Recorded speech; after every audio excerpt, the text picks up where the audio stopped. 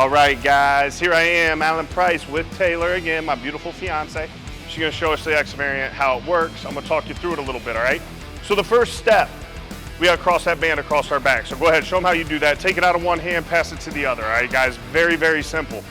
And as you saw, she tucked it up, okay? It's tight under her armpit, all right?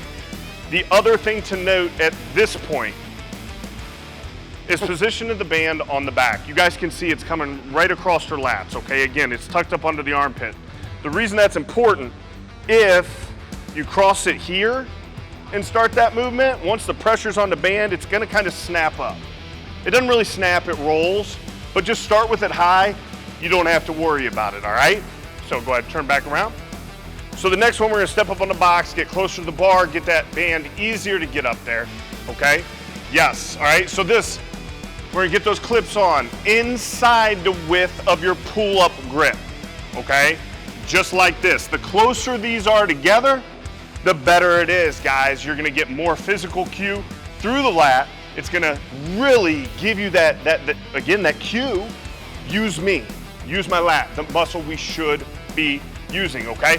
So, really quick, this is why you don't want them outside your grip. So say you clip it on real wide and your grip's inside, act like you go down. Boom.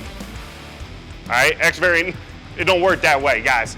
You gotta have those clips inside your hands. So again, guys, inside the hands, and then you are good to go. And knock them out, baby.